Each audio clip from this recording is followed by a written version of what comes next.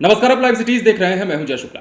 देखिए, हम बार बार कह रहे हैं कि कोरोना गाइडलाइन का पालन कीजिए, क्योंकि कोरोना की रफ्तार बिहार में बढ़ रही है।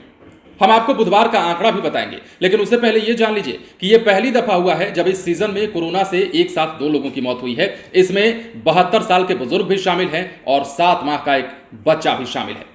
कोरोना कितनी तेजी से बढ़ रहा है, इस बात का अंदाजा आपको इस आंकड़े से समझ आ जाएगा जो बुधवार का आंकड़ा जारी किया गया है। और बुधवार का जो आंकड़ा जारी किया गया है उसके मुताबिक 138 संक्रमित जो है राज्य भर में एक बार फिर से पाए गए हैं। और सबसे खास और सबसे बड़ी बात और डराने वाली बात यह है कि राजधानी पटना में ही 67 कोरोना संक्रमित मरीज एक बार फिर से बुधवार को पाए गए हैं। टोटल आंकड़ा भी बताएंगे आपको, और यह आंकड़ा बिहार में बढ़कर कितना हुआ है वो भी जान लीजिएगा। लेकिन सबसे पहले खबर यदि हम आपको बताएं तो पटना के एनएमसीएच में एक बुजुर्ग और एम्स में भर्ती जहानाबाद के 7 माह के बच्चे की बुधवार को कोरोना से मौत हो गई। इस सीजन में कोरोना से पटना में यह पहली बार मौत है। एनएमसीएच के अधीक्षक ने बताया है कि अगम कुआं निवासी 72 वर्षीय सुखदेव प्रसाद को कोविड के साथ ही अन्य बीमारियां भी थी। उन्हें 17 अप्रैल को भर्ती कराया गया था और बुधवार 12:15 बजे कोविड के कारण मौत हो गई। तब सिविल सर्जन कार्यालय ने इसे पटना में इस सीजन की कोरोना से पहली मौत बताया। देर शाम दूसरी मौत भी हो गई। एम्स में जिस बच्चे यानी कि पुरुषोत्तम कुमार का इलाज चल रहा था उसकी भी जान चली गई। एम्स में जिस बच्चे का इलाज चल रहा था उसके बारे में जो बताया गया, ये सामने आया कि उसे जो है सांस लेने में परेशानी थी। अब बताते हैं आपको आंकड़ा। बुधवार को राज्य में 53,500 सैंपल की जांच हुई। 138 संक्रमित मरीज मिले हैं, जिनमें पटना के 67 लोग शामिल हैं।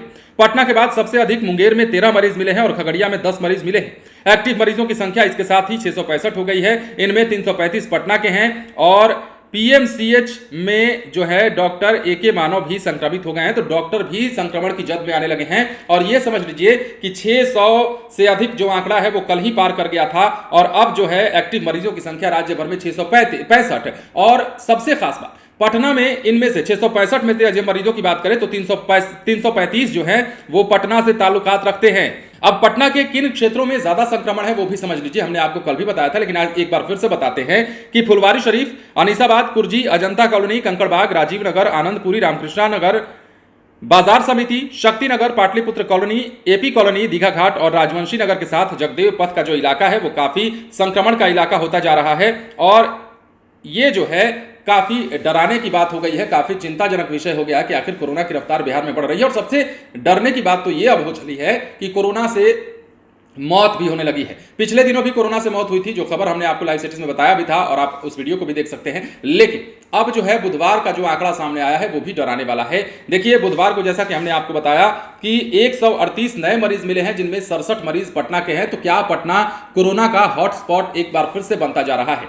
दूसरी बात यह है कि कोरोना गाइडलाइन का लोग पालन नहीं करते नजर आ रहे हैं। लोगों को लग रहा है कि कोरोना अब वापसी नहीं करेगा। ये जो खबरें बताई जा रही हैं, जो आंकड़े प्रस्तुत किए जा रहे हैं, उनमें सच्चाई भी नहीं दिखती है लोगों को। और नहीं दिखने का कारण यह है कि लापरवाही करते हैं और लापरवाही करने के बाद होता क्या है कि उन्हें अस्पताल में जाना पड़ता है। और हम नहीं चाहते कि अस्पताल में जाने के बाद कोई दम तोड़े। हालांकि जो 2 मौतें हुई हैं उनमें एक मौत के बारे में यह बताया जा रहा है कि जो 72 साल के बुजुर्ग थे पटना के, उन्हें पहले से भी कई बीमारियां थी। लेकिन जो 7 माह का बच्चा जहानाबाद का था, जिसका नाम पुरुषोत्तम कुमार है, उसे भी भर्ती कराया गया था, लेकिन शाम तक उसकी भी डेथ हो गई, यानी कि उसकी भी कोरोना से मौत हो गई है। तो अब सावधानी बरतिए, कोरोना गाइडलाइन का पालन कीजिए। और इसे लेकर सरकार और जिला प्रशासन बार बार आपको आगाह करता हुआ नजर आ रहा है। और यह कहा जा रहा है कि कोरोना गाइडलाइन, वैसे भी आपको समझ सकते हैं ना, कोरोना गाइडलाइन का पालन करने के लिए आपको मास्क पहनना है, आपको भीड़ भाड़ वाले इलाकों से थोड़ा सा संक्रमण की वजह से दूर रहना होगा।